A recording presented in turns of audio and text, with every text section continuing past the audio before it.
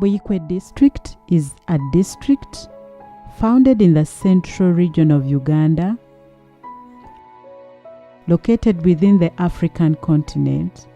Buikwe district has a population of approximately 429,600 people. Like many other districts in Uganda, Buikwe district experiences very poor infrastructure development in the education sector. It is on this note that the government of Iceland intervened to support several education projects through Buikwe District Fishing Community Development Program.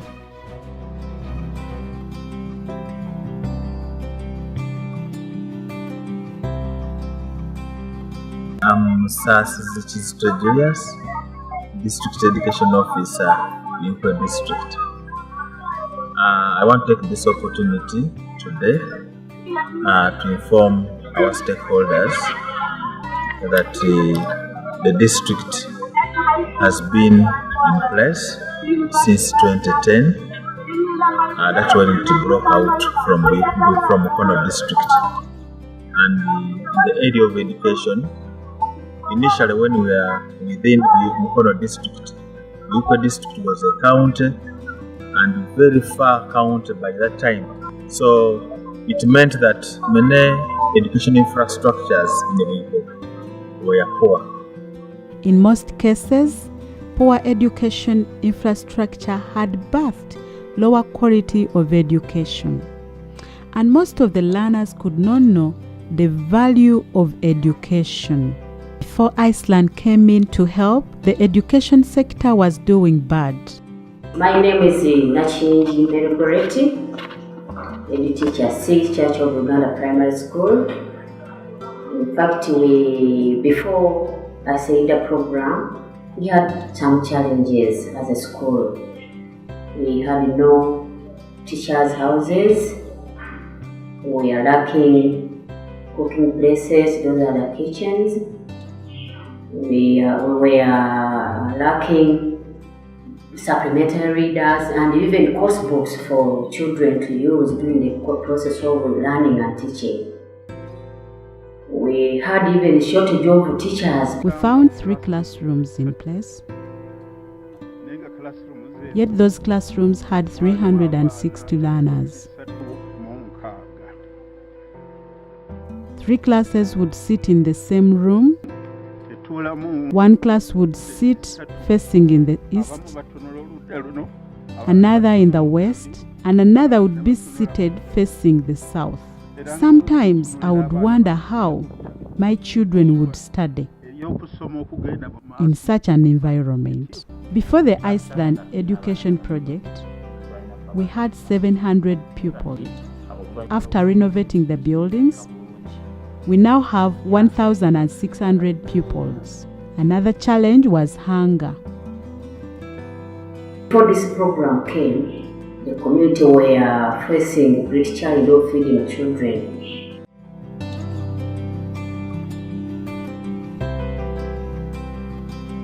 After implementing of Education 1, 2, and 3, the impacts are great as narrated here.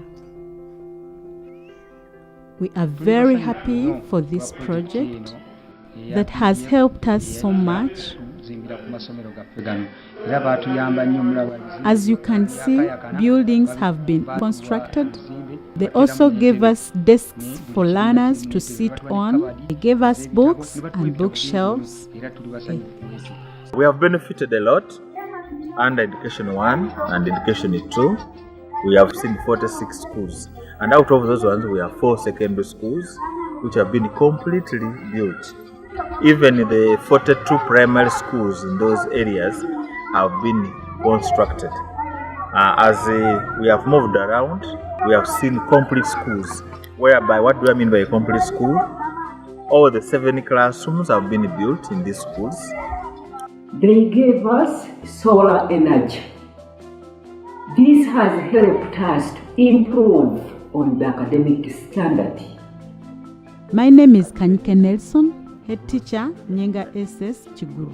found in Buikwe district are very happy for this project, for the partnership between Buikwe district and the government of Iceland, who did a very great job of renovating our buildings. The construction of permanent classroom blocks attracted the community to send in their children. The education project has not only led to infrastructure development in schools, but has also helped schools to take care of the welfare of children. They gave us a modern kitchen with serving stoves and saucepans and plates. They sensitized the community on the benefits of feeding children on solid food. So that was a challenge before, but ever since the program is on board, parents are now coming on board to feed the children on solid food. If you go to our schools now, which previously had low enrollment, the enrollment has improved. We even have now the highest school, that is Buzama Primary School. We have 1,200. Yet that school had about 600 learners to 400, but now 1,200 learners. You can see why that improvement. It's because of the infrastructure development in these schools. The education project has not only benefited learners but also the teachers. We have seen staff houses being built in these schools. We have seen the teachers, they are now comfortable. They are now sleeping at school, who used to move longer distances. Despite of the fact that the staff houses, they are not really enough as per now, but there is a big impact. The other challenge that Buikwe district faces is lack of access to safe water. The children, they've been fetching water very far, as down in the other center. The hygiene problem has also been solved. We have seen latrines, VIP latrines, both for the staff and even the learners, girls and boys, being built in these schools. We have also seen costumes being given for music, dance and drama. And we have also seen sports equipment given to the schools. In under education too, we even had ICT laboratories being built, and this has moved on in the secondary schools. After getting all these in these 42 primary schools and then the 4 secondary schools, I want to inform you that the quality of education has improved. Education project has brought light and great impacts have been registered in the Buikwe community. However, some challenges still remain as follows. We have a gap of teachers, and the district has recommended that to replace those gaps of the teachers, the difference we have, or lack of the teachers we're having, we are going to recruit the teachers whom Iceland trained. We have challenges of meeting teachers' salaries because parents here do not understand the value of education. So it is difficult for parents to pay school fees so that we can also pay teachers' salaries. We have a problem of insecurity because these schools have no fences. Bishop Sebagala will be retiring from his official pastoral ministry with Mukono Diocese, Church of Uganda. The district education officer is grateful for the work done by the bishop. First of all, I want to thank Bishop Sebagala for the effort he has put in the success of the education sector in Buikwe district and the diocese. He has been of help to our schools. He has mentored teachers. He has been there to supervise. We want to thank God for the time He has given him during his time. And I know he's soon leaving. But what I know is going to hand over this project to the next bishop, who will come in, and the bishop who will come shall be able to work with him to see that the remaining schools and even those who have already been worked on will maintain the infrastructure which is there in the diocese. Yes, I know the bishop is happy of what this project has done in the Anglican schools and even the other schools. I want to assure the stakeholders that the bishop has been handy in this project, and as he goes to thank these people who have done this work for us, we wish him the best, and I know we shall get more out of this interaction.